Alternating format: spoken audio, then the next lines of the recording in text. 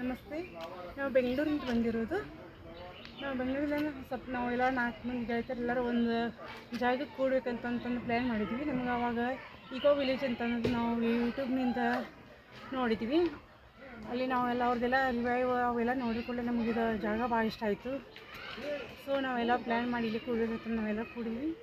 ಬಂದಮೇಲೆ ನಿಮ್ಮದು ಇದ್ರದ್ದೆಲ್ಲ ಸ್ಟಾರ್ಟರ್ದು ಎಲ್ಲ ವೆಲ್ಕಮ್ ಡ್ರಿಂಕ್ಸು ಅದು ಇದೆಲ್ಲ ಕೊಟ್ಟಿದ್ದು ತುಂಬ ಖುಷಿ ಆಯಿತು. ಆಮೇಲೆ ಸರ್ ಒಬ್ಬರು ಒಂದು ಪಕ್ಷಿಗಳದ್ದೆಲ್ಲ ಅದರದ್ದೇನು ನಾವು ಬರೀ ಪಕ್ಷಿಗಳದ್ದು ನಾವು ಇಷ್ಟ ನೋಡೋದು ಇದು ಮಾಡೋದು ಇಷ್ಟ ಮಾಡ್ತೀವಿ. ಆದರೆ ಅದ್ರ ಹಿಂದಿನ ಕತೆ ನಮ್ಗೆ ಏನಂತ ಗೊತ್ತಿರೋಂಗಿಲ್ಲ.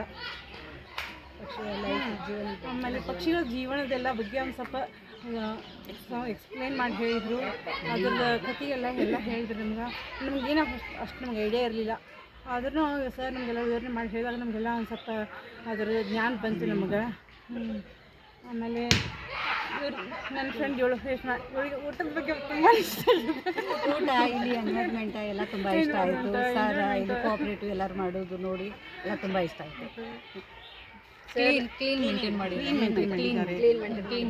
ಸರ್ ನಮಗೆ ಒಳ್ಳೆ ರೀತಿಯಿಂದ ಮೈಂಡ್ ಗೇಮ್ ಮಾಡಿಸಿದ್ರು.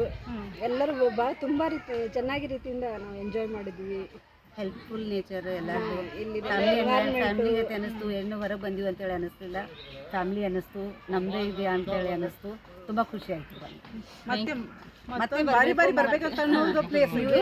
ಆಮೇಲೆ ನಾವು ಇವು ಎಂಜಾಯ್ ಮಾಡಿದ್ವಿ. ಮತ್ತೊಬ್ಬ ಇನ್ನೊಂದಿಬ್ರು ಮಂದಿ ಹೇಳ್ತೀವಿ, ಅವರು ಮತ್ತೆ ಇನ್ನೊಂದಿಬ್ರು ಮಂದಿ ಹೇಳಿ ಎಲ್ಲರೂ ಬರುವಂಥ ಪ್ಲೇಸ್ ಇದು. ಹಾಗಾಗಿ ಒಂದು ದಿವಸ ಟ್ರಿಪ್ ಒಳ್ಳೆ ಪ್ಲೇಸ್ ಇದೆ, ತುಂಬ ಒಳ್ಳೆ ಪ್ಲೇಸ್ ಇದೆ. ಎಲ್ಲರೂ ಬನ್ನಿ, ಎಲ್ಲರೂ ಎಂಜಾಯ್ ಮಾಡಿ.